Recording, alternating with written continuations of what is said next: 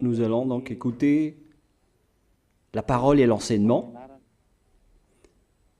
Nous sommes à l'enseignement numéro 23 pour aujourd'hui, concernant le sujet qui parle de celui qui ose dire qu'il est Dieu. Il a remplacé le bouc, le bélier et le taureau, qui étaient destinés pour l'expiation des péchés des enfants d'Israël, selon Lévitique 16. Dans Lévitique 16, nous voyons donc les béliers, les boucs et les taureaux pour l'expiation des péchés des enfants d'Israël, une fois chaque année. Et c'est ce schéma que nous allons vous enseigner en ce moment. En fait, j'ai déjà donné cet enseignement, mais je le rappelle aujourd'hui. Cette situation contredit directement la parole du Père Yahva, le Dieu d'Abraham, selon Deutéronome 4.2. Ne rajoutez rien et ne retranchez rien aux paroles.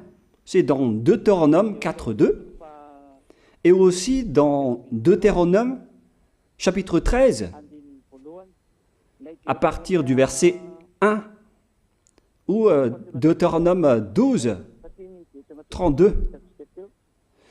Nous allons donc lire maintenant Deutéronome 12, 32, car nous avons déjà vu autrefois le Deutéronome 4.2. Donc dans Deutéronome 12, 32, vous observerez et vous mettrez en pratique toutes les choses que je vous ordonne. Vous n'y ajouterez rien et vous n'en retrancherez rien. Voilà donc dans le Deutéronome 12, 32.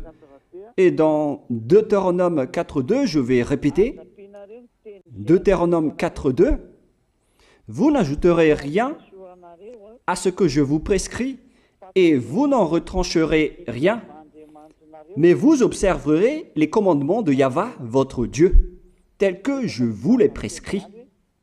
Cette parole précise bien alors que il ne faut pas rajouter ni retrancher les paroles que je vous ai données. De quelles paroles parle-t-on? Nous allons lire Lévitique chapitre 16 pour voir quelles sont les lois d'expiation des péchés pour les enfants d'Israël. Les voilà. C'est dans Lévitique chapitre 16, verset 3 d'abord, pour commencer. Voilà donc ce qu'on ne doit pas changer, alors que nous avons tous su, nous avons tous vu qu'ils les ont remplacés par Jésus ou Jesus. Ce n'est pas une diffamation, nous le voyons tous. Alors que chacun réfléchisse. Lévitique chapitre 16, verset 3. Voici de quelle manière Aaron entrera dans le sanctuaire. Il prendra un jeune taureau pour le sacrifice d'expiation et un bélier pour l'holocauste. Voilà, nous le voyons tous clairement, cette parole. Il existe donc le fait d'apporter un jeune taureau pour le sacrifice d'expiation, ainsi qu'un bélier pour l'holocauste. Verset 5. Il recevra de l'assemblée des enfants d'Israël 2 boucs pour le sacrifice d'expiation et un bélier pour l'holocauste. C'est-à-dire, en même temps, il y a un sacrifice de taureau, de bélier et de bouc. Lévitique chapitre 16, toujours, mais dans le verset 34. Ce sera pour vous une loi perpétuelle. Voilà. Il se fera une fois chaque année l'expiation pour les enfants d'Israël à cause de leurs péchés. Nous sommes déjà au verset 34 pour information. Verset 34. Voilà. Ce sera pour vous une loi perpétuelle. Quelle est cette loi perpétuelle? C'est le fait de sacrifier les béliers, les boucs et les taureaux qui vont être tués pour sacrifice, pour l'expiation des péchés des enfants d'Israël. Selon le verset 34, ce sera pour vous une loi perpétuelle. Il se fera une fois chaque année l'expiation pour les enfants d'Israël à cause de leurs péchés. Il y a une partie de votre texte qui est cachée en bas. À cause de leurs péchés. Voilà. Ici, donc, c'est bien clair que l'expiation du péché qui se fait une fois chaque année pour les enfants d'Israël, qu'on ne peut ni ajouter ni retrancher, ce sont les sacrifices des béliers, de taureaux et de boucs. On ne peut pas changer cela. On ne peut pas les remplacer en Jésus ou en Jesus. C'est une loi perpétuelle. Donc, si vous observez les 10 commandements, vous devez apporter des sacrifices de taureaux, de béliers et de boucs si vous voulez être expié de vos péchés. Voilà le schéma. Alors que, en réalité, la situation pour les religieux étranges, on ne voit pas ce qu'il veut en venir, mais ils ont osé intégrer Jésus ou Jesus pour remplacer le bélier, le taureau ou le bouc. Et ce sont eux-mêmes qui le confirment jusqu'à aujourd'hui. Nous voyons tous donc ici que Jésus ou Jesus n'est qu'un imposteur, un hors-la-loi. Et les hors-la-loi sont des envoyés du diable. Le diable, il a commis le péché depuis le commencement. Ce sont des transgresseurs de la loi. Donc c'est prouvé ici que Jésus est un hors-la-loi. Nous allons lire la parole, poursuivre, dans 1 Jean, chapitre 3. 1 Jean, chapitre 3, à partir du verset 4. Quiconque pêche transgresse la loi, et le péché est la transgression de la loi. Voilà, c'est bien clair que c'est le péché qui est la transgression de la loi. Un pécheur, donc, c'est un transgresseur de la loi. Et un hors-la-loi, c'est un pécheur. C'est clair alors que Jésus ou Jesus, c'est un hors-la-loi, c'est un transgresseur de la loi. Nous avons tous vu ensemble qu'il a pris la place du bélier et il a siégé, il s'est installé dans ce système. C'est pourquoi toutes les églises observent les 10 commandements et ils servent Jésus ou Jesus. Voici l'enseignement. Alors, regardez bien à travers ce texte et cette écriture que je vous donne en ce moment. Et soyez conscients, ça suffit maintenant d'écouter ces faux dieux, c'est déjà trop. Tant pis pour vous si vous allez encore les écouter. Soyez conscients que ce schéma n'est plus correct. Beaucoup de gens me diffament à cause de ce que je fais en ce moment. Ils ne supportent pas la vérité. Mais ça dépend de chacun de vous. Et moi, je vous avertis, pour vous qui vont être baptisés et qui veulent être baptisés, mais qui entendent les diffamations et les critiques des autres, ne croyez pas en cela. Ce ne sont pas du tout vrai. La parole de Élia est directe. Ce ne sont que des mensonges. L'ôtement du péché, ce sont des personnes qui sont non-pécheurs qui peuvent le faire. Ce n'est pas logique de dire que les fidèles sont ôtés des péchés et le leader est un pécheur. Ce n'est pas du tout écrit dans la Sainte Écriture. Ce qui est écrit dans la Bible, c'est que le bon arbre donne de bons fruits et le mauvais arbre de mauvais fruits. Et le bon arbre ne donne jamais de mauvais fruits et le mauvais arbre ne donne jamais de bons fruits. Ce sont les bons arbres qui donnent des bons fruits et les mauvais arbres qui donnent des mauvais fruits. Et donc, si l'ambassadeur de Yahushua, Zedia Elia, a produit des personnes qui ne pêchent plus, alors il est bon, il est une bonne personne. Il n'a jamais fait aucun mal, même pas le moindre mal. Voilà donc la leçon pour vous, car dans le cadre de ce baptême qui va arriver, il y a beaucoup de diffamation et de critiques. Donc je vous conseille de ne pas écouter cela, car ce n'est pas du tout la vérité. Ils font ça juste pour diffamer et blâmer la bonté de Yahushua, alors ne les suivez pas. Donc là, on voit bien que ce n'est pas de la diffamation. Nous avons tous vu ensemble. Je vous ai donné la parole. On a tous écouté et vu ensemble. On a jugé ensemble. Est-ce que ce Jésus ou Jésus a fait la vérité?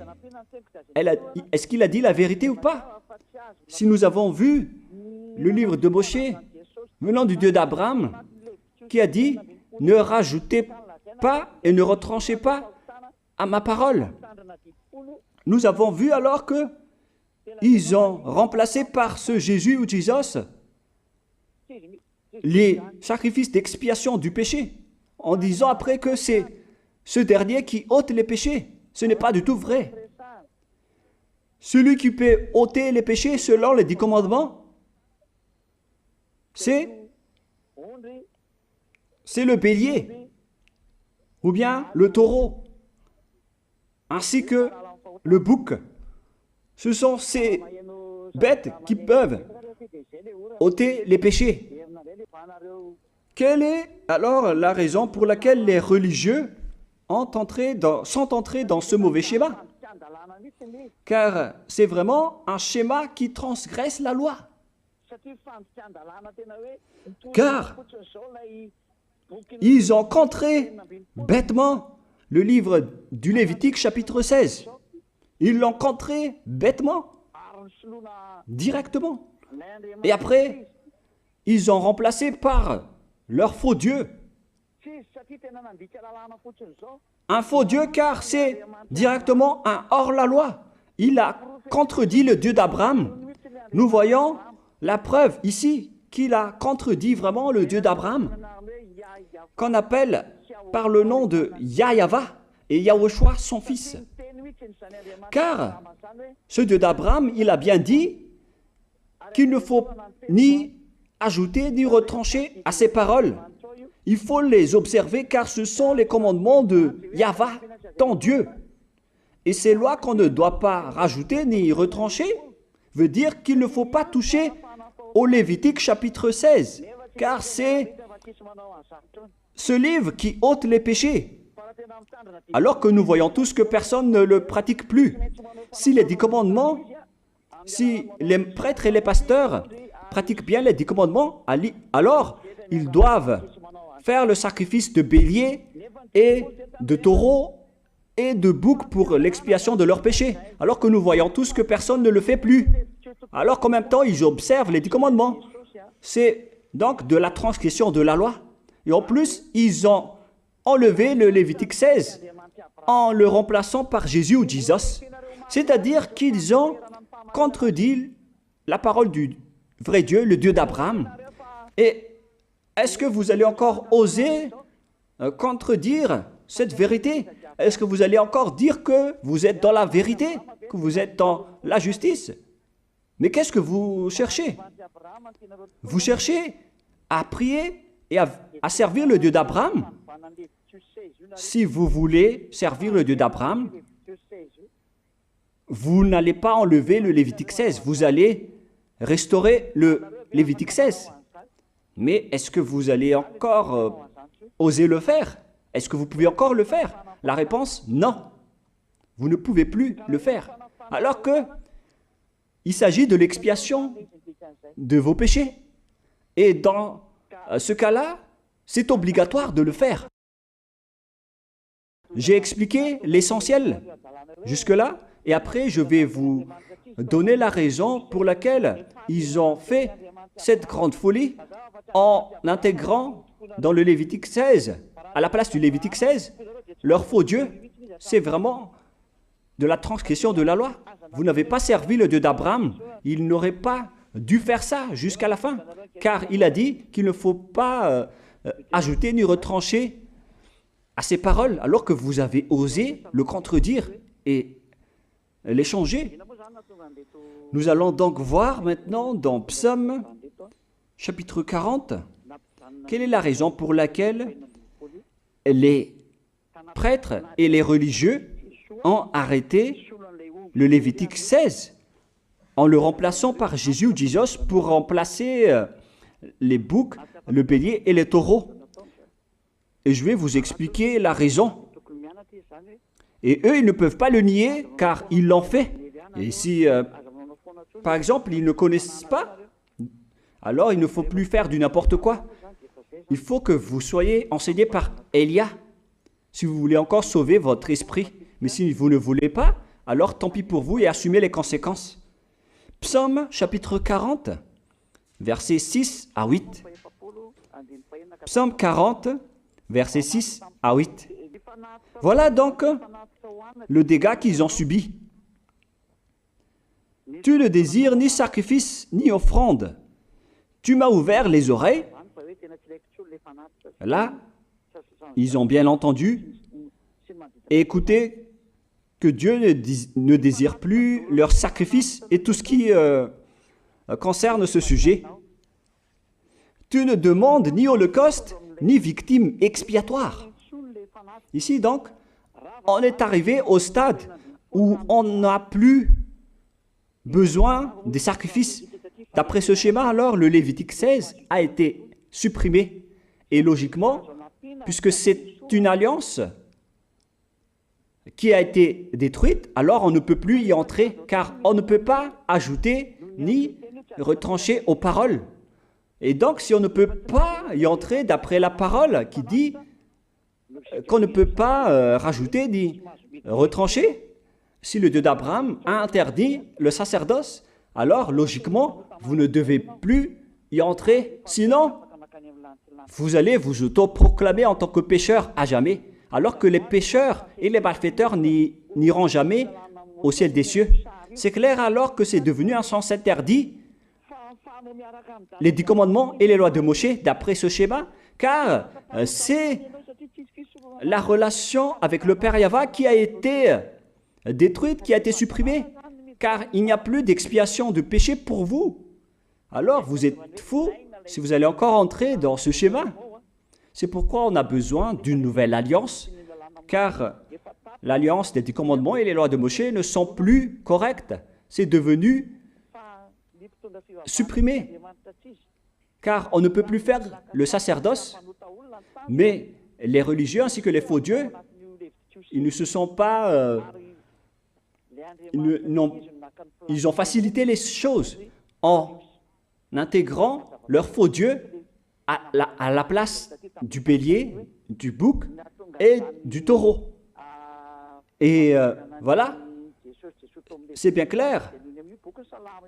Et d'après eux-mêmes, ils ont dit que l'intégration de Jésus ou de Jesus, c'est d'après ce livre des psaumes. Vous voyez que ici, je n'ai pas dit du n'importe quoi, c'est la vérité que j'ai dit. Je n'ai pas incriminé qui que ce soit. C'est vraiment la réalité et la vérité. Alors, ici, on prouve bien que ça a été supprimé, ce n'est plus autorisé. Et c'est encore confirmé dans Ésaïe 66.3 que celui qui fait des sacrifices, c'est comme celui qui fait de l'idolâtrie. Celui qui immole un bœuf est comme celui qui tuerait un homme. Celui qui sacrifie un agneau est comme celui qui romperait la nuque à un chien. C'est vraiment toute une histoire si vous allez faire cela. Celui qui présente une offrande est comme celui qui répandrait le sang d'un porc. Alors qu'à l'époque des 10 commandements, c'était carrément interdit. Celui qui brûle de l'encens est comme celui qui adorait des idoles. Ici donc, toutes les sortes de sacrifices ont été bloqués. C'est devenu interdit. C'est pourquoi le faux Dieu est entré dans Lévitique chapitre 16. Alors qu'ils n'ont pas du tout vu de leurs yeux qu'on ne peut pas ajouter ni retrancher aux paroles. Ils n'ont jamais vu et connu ces paroles. Il a fallu attendre l'arrivée de Élia pour vous montrer toute la vérité, pour vous montrer toutes les vraies paroles. Alors, il faut suivre Élia. Suivez Élia. Et c'est ce terme qui dit de suivre Élia que les gens ne supportent pas du tout. Mais qu'est-ce que je vais dire d'autre? Je vais vous dire de suivre qui? Alors que vous êtes tous pécheurs. Est-ce que vous allez suivre les pécheurs pour aller en enfer? Vaut mieux suivre Élia, car ceux qui l'ont suivi ne pêchent plus. C'est quoi le problème? Si c'est de la jalousie, alors vous n'êtes pas du tout sage. Mais si vous êtes sage, vous devrez être content en m'écoutant. Si vous cherchez ce Dieu d'Abraham, vous devez être très content en dansant à la maison en disant « Merci Élia, voilà ce que j'attendais ». Au lieu de dire des colères et de la haine, moi je vous donne de la parole de l'amour pour vous sauver. Alors sachez bien écouter. Et après, ils l'ont continué dans 40, verset 7 maintenant. Alors je dis, voici je viens avec le rouleau du livre écrit pour moi. Verset 8, je veux faire ta volonté, mon Dieu, et ta loi est au fond de mon cœur. Et eux, ils ont pris cette parole en disant que nous avons vu ce terme de rouleau du livre et directement, ils ont dit que on doit intégrer dans les 10 commandements le Fils du Très-Haut qui s'appelle Yahushua. Ils l'ont intégré dans les 10 commandements. Pour vous qui sont dans le mauvais sens, vous l'appelez Jésus. Vous avez intégré dans les 10 commandements votre Jésus, mais Yahushua n'entrera jamais là-dedans car c'est vraiment interdit, c'est un tabou. Le sens du rouleau du livre que Yahushua a parlé ici, c'est qu'on parle de son histoire dans le Sefer Torah juif. C'est-à-dire que le Sefer Torah juif a parlé de lui. Nous allons lire la parole à ce sujet.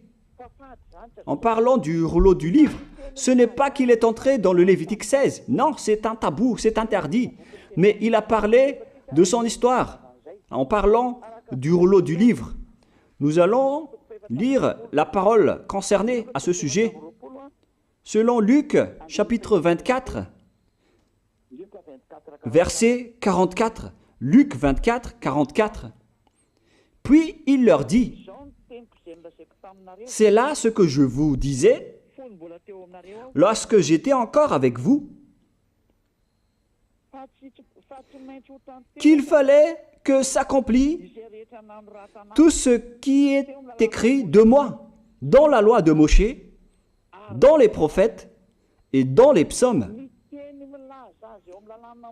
Toutes les paroles qui parlent de lui dans la loi de Moïse, dans les prophètes et dans les psaumes. C'est ça qu'on parle ici. Mais il n'a jamais dit qu'il va remplacer le Lévitique 16. Au contraire, c'est un tabou, c'est un blasphème devant le Père Yahva, qui a déjà dit qu'il ne faut jamais ajouter ni retrancher ses paroles. Donc, les paroles qui parlent de lui, ce sont les paroles de la nouvelle alliance qu'il va instaurer, qu'il va exécuter. La raison pour laquelle il sera crucifié, c'est qu'il va instaurer la nouvelle alliance en versant son sang. Voilà de 1. Maintenant, nous allons lire le livre de Jean 5,46. Jean 5, 46.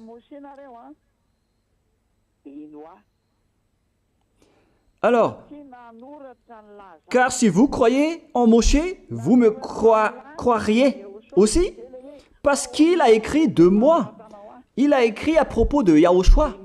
C'est pourquoi on parle du rouleau de livre qui a écrit pour lui. Et Moshe aussi a participé à son histoire en parlant de lui. Mais ce n'est pas que on a supprimé le Lévitique 16 en remplaçant par le Fils du Très-Haut. Non, ce n'est pas du tout cela.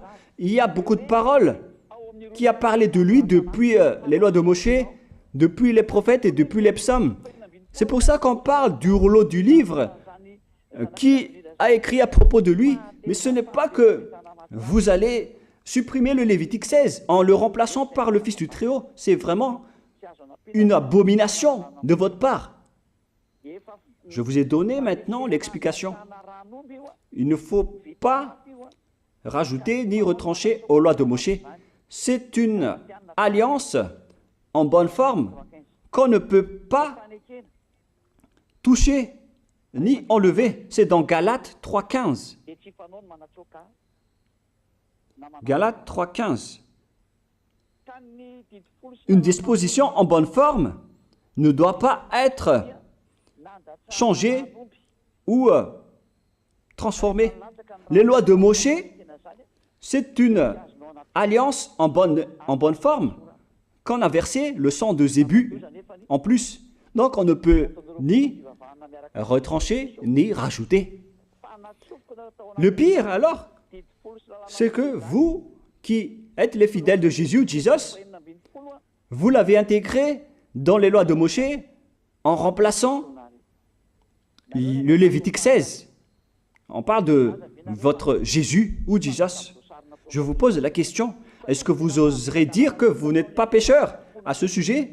Car c'est vraiment de la transgression de la loi de la part de votre faux Dieu. Donc s'il est pécheur, alors logiquement vous êtes aussi pécheur. Et vous-même, vous avez dit que vous êtes pécheur. Voilà ce que vous avez fait. Et vous n'allez jamais être épargné. C'est pourquoi je vous appelle tous maintenant. Soyez baptisés et sauvez votre chemin, c'est-à-dire votre esprit. Sauvez votre esprit car il ira en enfer si vous ne le sauvez pas. Pour vous qui serez baptisés bientôt, l'explication est claire. Alors prenez une décision maintenant. N'écoutez jamais les diffamations qui sont faites par les diables. Ce sont eux qui vous empêchent d'aller vers la vérité. Ne soyez plus des poubelles dans votre conscience. N'acceptez plus cela. Il faut écouter l'envoyé du ciel des cieux, c'est-à-dire moi. Voilà l'explication. Vous avez fait du n'importe quoi avec votre faux Dieu. C'est votre faux Dieu qui a péché au commencement. Et logiquement, donc, vous avez tous aussi transgressé la loi avec lui. Et maintenant, vous êtes tous dans le péché. Et vous vous abritez dans la parole qui dit Dieu n'est pas venu pour appeler les justes, mais les pécheurs, pour se repentir. Le problème, c'est que c'est votre Dieu qui est vraiment un pécheur. Voilà le schéma qui prouve qu'il est pécheur. Donc, je vous souhaite à tous d'être bénis par Yahushua. Prions ensemble. Merci infiniment, Père Yahva, pour cette parole. Une parole qui conscientise les gens pour se retourner vers toi et pour faire rester fermes tous les enfants du Très-Haut, les personnes que tu as déjà choisies, pour qu'ils restent bien fermes dans le service, et pour ceux qui sont encore à l'extérieur, qu'ils courent vers Elia, car Elia et toi, Yahushua, vous êtes uniques. Merci infiniment, Père Yahva. Merci infiniment, Yahushua. Sauve les gens pour qu'ils soient intégrés au ciel des cieux, pour que les gens écoutent la parole, Père Yahva, Yahushua, toutes les paroles que j'ai montrées. Confirme toutes mes paroles, Yahushua et Père Yahva, pour la gloire de vos noms si saints. Merci pour ta bonté et pour ta grâce. Au nom de toi, Yahushua, je fais toutes ces prières. Alléluia, Amen.